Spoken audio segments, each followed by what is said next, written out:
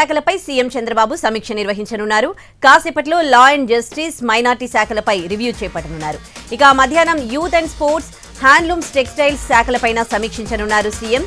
చివరగా విభిన్న ప్రతిభావంతుల సంక్షేమంపై రివ్యూ చేయనున్నారు ముఖ్యమంత్రి.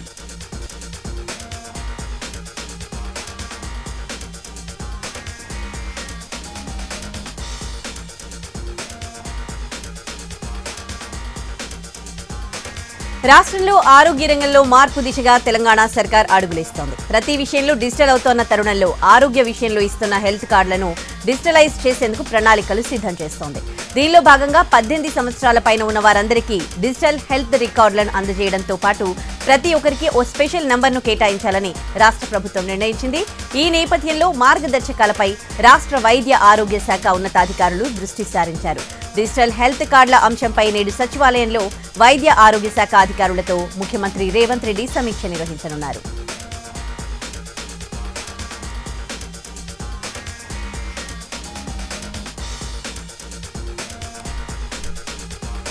కాంగ్రెస్ ప్రభుత్వంపై బీఆర్ఎస్ నేత హరీష్ విమర్శలు చేశారు. ముగ్గురు మంత్రులు ఉన్న ఖమ్మం రైతులకు ఎందుకు నీళ్లివ్వడం లేదని ప్రశ్నించారు. కాంగ్రెస్ ను గెలిపించడమే వాళ్లు చేసిన పాపమాని మండిపడ్డారు. రుణమాఫీ చేస్తామని భద్రాద్రి రామయ్య మీద ఒట్టేసి చివరకు ప్రభుత్వం మాట తప్పిందని ఆగ్రహం వ్యక్తం చేశారు.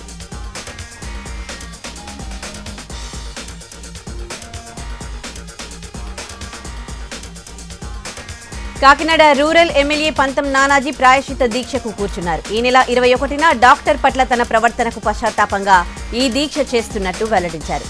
ఎమ్మెల్యేతో పాటు టీడీపీ, జనసేన కార్యకర్తలు దీక్ష చేస్తున్నారు.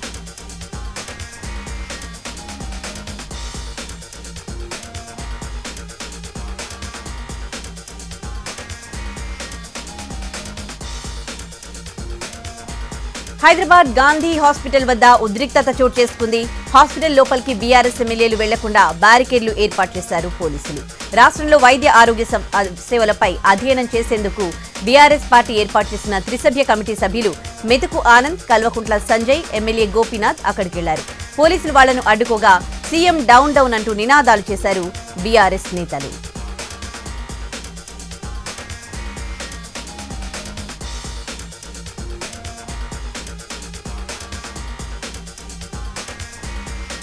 సీఎం సహాయ నిధికి సినీ నటుడు మహేష్ బాబు భారీ విరాళం అందించారు. సీఎం రేవంత్ కు 50 లక్షల చెక్ అందజేశారు మహేష్ బాబు దంపతులు. ఏఎంబీ తరపున మరో 10 లక్షల విరాళం అందజేశారు మహేష్ బాబు. ఇటీవల వరదలు సంభవించడంతో భారీ నష్టం జరిగింది. ఇదే సమయంలో సినీ ఇండస్ట్రీకి చెందిన పలువురు సీఎం రిలీఫ్ ఫండ్ కు విరాళాలు ప్రకటించారు. ఇవాళ సీఎం రేవంత్ రెడ్డిని కలిసిన మహేష్ బాబు దంపతులు చెక్ను అందజేశారు.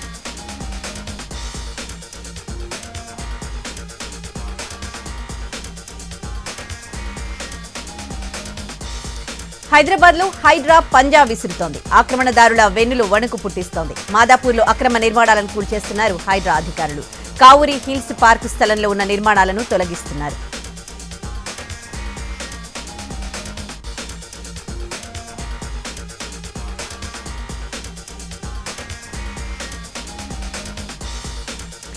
కాకినాడలో మాజీ ఎమ్మెల్యే ద్వారంపూడి అనుచరుల నిర్మాణాలు కూల్చివేస్తున్నారు టౌన్ ప్లానింగ్ అధికారులు. ప్రభుత్వ స్థలంలో అక్రమంగా వాటిని నిర్మించి వ్యాపారాలు చేస్తున్నారని అధికారులు ఆరోపిస్తున్నారు. గత ప్రభుత్వ సమయంలో మాజీ ఎమ్మెల్యే ద్వారంపూడి అనుచరులు ఎలాంటి అనుమతులు లేకుండా వీటిని నిర్మించారంటున్నారు. ప్రజల నుంచి ఫిర్యాదులు వచ్చాయని, దీంతో విచారణ జరిపి వాటిని కూల్చివేస్తున్నామని చెబుతున్నారు.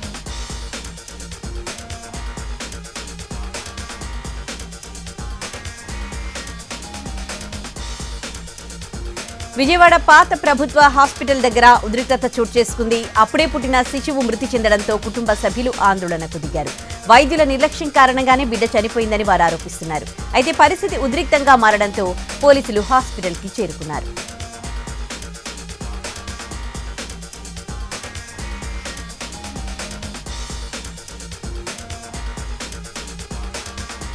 తూర్పుగోదావరి జిల్లా గోకవరం మండలం గుమ్మళ్లదొడ్డి ఇథనాల్ ఫ్యాక్టరీ గేట్ వద్ద గ్రామస్తులు ఆందోళనకు దిగారు. ఫ్యాక్టరీ నుండి వస్తున్న వ్యర్థ పదార్థాలు, పొగతో తీవ్ర అనారోగ్యం పాలవుతున్నామంటూ గ్రామస్తులు ఆవేదన వ్యక్తం చేస్తున్నారు. ఫ్యాక్టరీ నుంచి వెలువడుతున్న విషవాయువులతో గర్భిణీలు వాంతులతో ఇబ్బందులు పడుతున్నారంటూ మండిపడ్డారు. ఈ సమస్యకు పరిష్కారం చూపాలని, లేదంటే కంపెనీని మూసేయాలంటూ డిమాండ్ చేస్తున్నారు గ్రామస్తులు.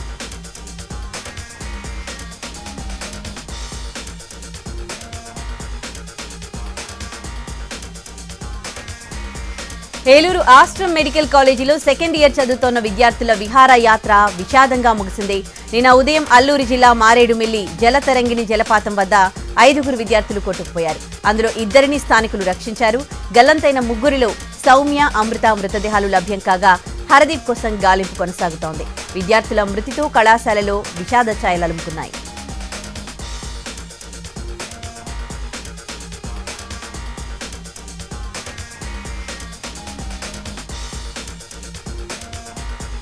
ములుగు జిల్లాలో యునెస్కో గుర్తింపు పొందిన రామప్ప ఉప ఆలయాలకు రక్షణ కరువైంది. గుప్త నిధుల కోసం గొల్లాల గుడిలోని శిల్పాలను ధ్వంసం చేశారు దుండగులు. దేవాలయం పైకప్పు పగలగొట్టి లోపలికి చొరబడేందుకు ప్రయత్నించారు. ఆలయం లోపల శివలింగంను పెక్కిలించారు. దీంతో పోలీసులకు ఫిర్యాదు చేశారు పురావస్తు శాఖ అధికారులు.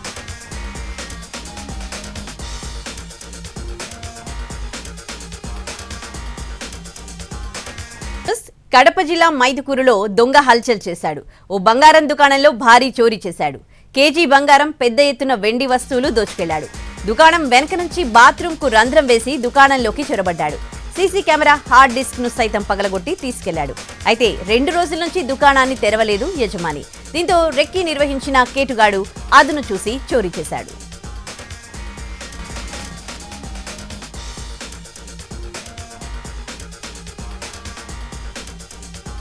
హన్మకొండ జిల్లా దామెరలో క్షుద్ర పూజలు కలకలం రేపాయి. ఆదివారం అర్ధరాత్రి గుర్తు తెలియని వ్యక్తులు నిమ్మకాయ, గుడ్డు, కాల్చిన అన్నం ముద్దలను 3 బాటలో దించిపోశారు. అయితే క్షుద్ర పూజకు ఉపయోగించిన సామాగ్రిలో తెలంగాణ ప్రభుత్వం అంగన్వాడీకి సరఫరా చేసే ప్రభుత్వ స్టాంపుతో ఉన్న గుడ్డుంది.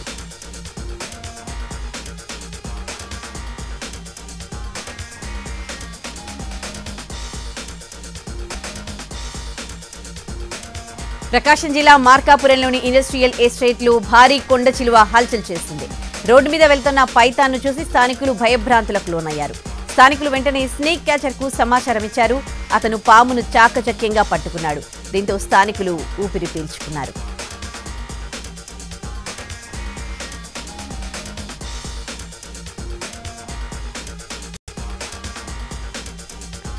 కాకినాడ జిల్లా ఏలేరు కాలువకి 250 గన్లు పడినట్లు అధికారులు అంచనా వేస్తున్నారు. శాశ్వత పనులకు 100 కోట్లు అవుతుందని ప్రభుత్వానికి నివేదిక ఇచ్చారు.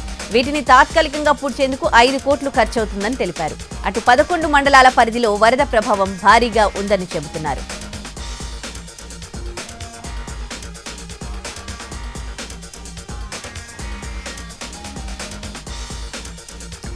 తిరుమల శ్రీవారి ఆలయంలో మహాశాంతి యాగం ముగిసింది. విమాన ప్రాకారం దగ్గర 3 హోమగుండాలతో మహాక్రతువు నిర్వహించారు. అన్నప్రసాద పోటు, లడ్డూ ప్రసాద పోటులో సంప్రోక్షణ చేశారు పండితులు.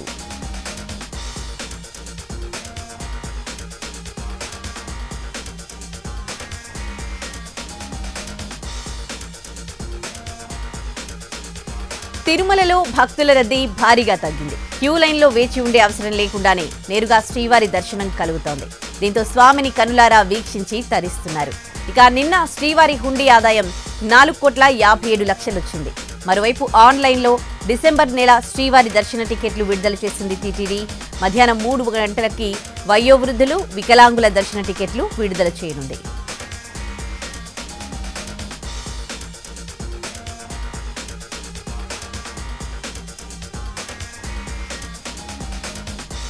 ఇక నేడు బంగాళాఖాతంలో అల్పపీడనం ఏర్పడే అవకాశం ఉందని ఏపీ విపత్తు నిర్వహణ సంస్థ తెలిపింది. దీని ప్రభావంతో 3 రోజుల పాటు భారీ వర్షాలు కురుస్తాయని తెలిపింది. మన్యం, అల్లూరి, ఏలూరు, కృష్ణా, గుంటూరు, బాపట్ల, ప్రకాశం, రాయలసీమల్లో భారీ వర్షాలు కురిసే అవకాశం ఉందని వెల్లడించింది. ఇక శ్రీకాకుళం, తూర్పు గోదావరి జిల్లా, వైఎస్ఆర్, అన్నమయ్య, చిత్తూరు జిల్లాల్లో మోస్తరు వర్షాలు పడతాయని తెలిపింది. పిడుగులు పడే అవకాశం ఉండడంతో ప్రజలు అప్రమత్తంగా ఉండాలని సూచించింది.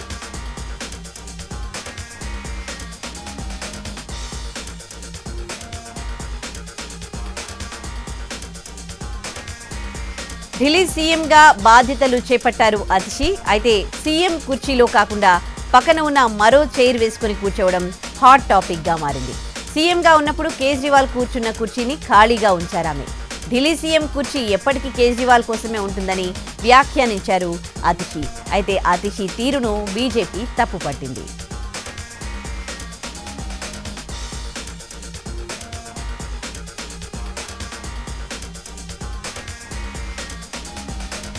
జమ్మూ కశ్మీర్లో రెండో విడత ఎన్నికలకు సర్వం సిద్ధమైంది. పోలింగ్కు అన్ని ఏర్పాట్లు పూర్తి చేసింది ఎలక్షన్ కమిషన్. ఎలాంటి అవాంఛనీయ ఘటనలు జరగకుండా పోలింగ్ కేంద్రాల వద్ద భారీ భద్రత ఏర్పాటు చేశారు. హై సెక్యూరిటీ మధ్య ఈవీఎంలను పోలింగ్ కేంద్రాలకు తరలిస్తూ ఉన్నారు ఎన్నికల సిబ్బంది.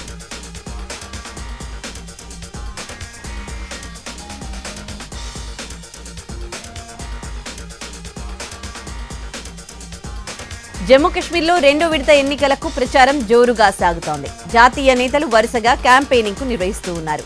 నేడు జమ్మూ కశ్మీర్లో పర్యటించనున్నారు రాహుల్ గాంధీ. సూరంకోట్, పూంచ్లో ఎన్నికల ప్రచారంలో పాల్గొననున్నారు ఆయన. తర్వాత బహిరంగ సభలో పాల్గొనున్నారు కాంగ్రెస్ ఎంపీ.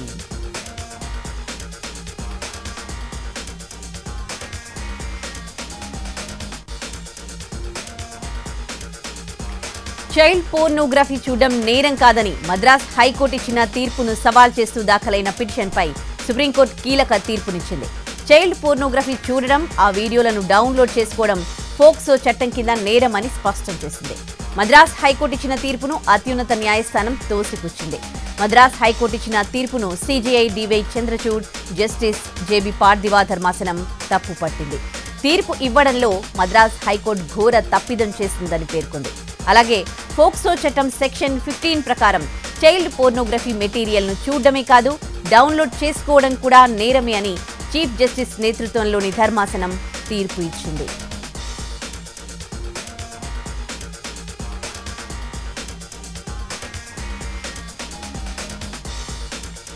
జమ్మూ కశ్మీర్ ఛత్రూ ప్రాంతంలో సర్చ్ ఆపరేషన్ కొనసాగుతోంది.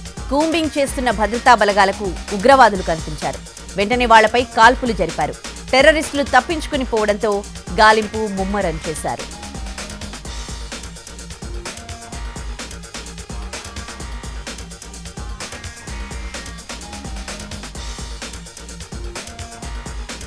మధ్యప్రదేశ్ నుంచి ముంబై వెళ్తోన్న గరీబ్ రథ్ ట్రైన్లో పాము కలకలం రేపింది. కాసరా రైల్వే స్టేషన్ సమీపిస్తున్న తరుణంలో ఏసీ కోచ్ G3లో ఒకసారిగా పాము ప్రత్యక్షమైంది. అప్పర్ బెర్త్ పైన ఐరన్ రాడ్ ను చుట్టేసుకుని బుసలు కొడుతూ కనిపించింది. పాము చూసిన ప్రయాణికులు ఒక్కసారిగా భయంతో వణికిపోయారు. గట్టిగా కేకలు వేస్తూ వేరే కోచ్లోకి పరుగులు తీశారు. అయితే సమాచారం అందుకున్న రైల్వే అధికారులు అక్కడికి చేరుకుని పామును పట్టుకుని బయటకు వదిలేశారు. ఈ ఘటనలో ప్రయాణికులకు ఎలాంటి ప్రమాదం జరగకపోవడంతో అంతా ఊపిరి పీల్చుకున్నారు. ఈ ఘటనకు సంబంధించిన దృశ్యాలు వైరల్గా మారాయి.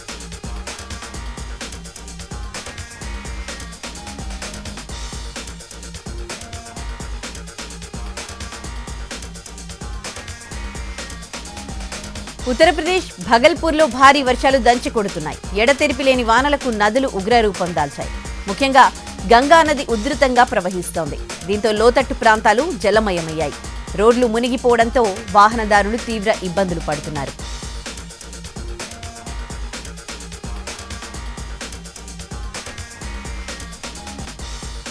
అమెరికా పర్యటనలో ఉన్న ప్రధాని మోడీ గూగుల్, ఎన్మీడియా, అడోబీ సహా 15 టెక్ కంపెనీల సీఈఓలను MITలో కలిశారు.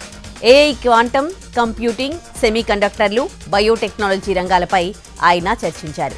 Human development, global economy, technology విప్లవాత్మకంగా మార్చిందన్న ఆయన మూడో అతిపెద్ద ఎకానమీగా ఎదుగుతున్న భారత్లో ఇన్నోవేషన్కు అనువైన వాతావరణం ఉందని చెప్పారు.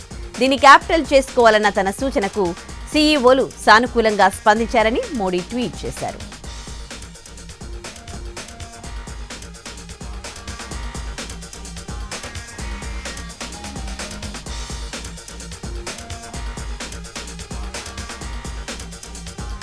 ప్రధాని మోడీ గొప్ప విజన్ ఉన్న నేత అంటూ ప్రశంసించారు గూగుల్ సీఈఓ సుందర్ పిచాయ్.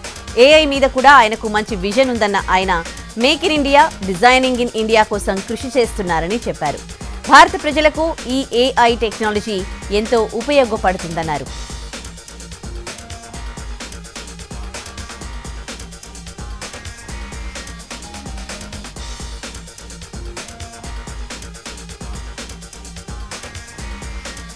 శ్రీలంక నూతన అధ్యక్షుడిగా దిశనాయకే ప్రమాణ స్వీకారం చేశారు.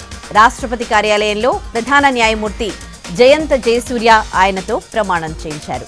అటు శ్రీలంకకు దిశనాయకే 9వ అధ్యక్షుడు. గత ఎన్నికల్లో కేవలం 3% ఓట్లు మాత్రమే సాధించిన ఆయన ఈ ఎన్నికల్లో మార్పు, అవినీతి వ్యతిరేక సమాజ నిర్మాణం వంటి నినాదాలతో విస్తృతంగా ప్రచారం చేసి అపూర్వ జనాదరణ పొందారు. ఎన్నికల్లో ప్రసంగాల్లో గత పాలకుల అవినీతి, వైఫల్యాలను ఎత్తిచూపుతూనే జవాబుదారీతనం ప్రాముఖ్యతను ప్రజలకు వివరించారాయన.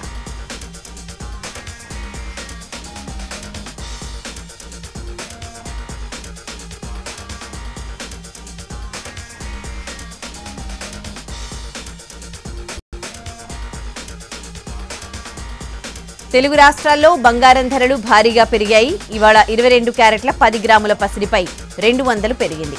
24 క్యారెట్ల 10 గ్రాముల పుత్తడిపైన 220 రూపాయలు పెరిగింది. అటు వెండి ధరలు మాత్రం స్థిరంగా కొనసాగుతున్నాయి. ప్రస్తుతం 22 క్యారెట్ల 10 గ్రాముల పసిడి 69,800 రూపాయలు ఉండగా 24 క్యారెట్ల 10 గ్రాముల పుత్తడి 76,150 రూపాయలకి చేరింది. అటు కిలో వెండి ధర 98,000 వద్ద కొనసాగుతోంది.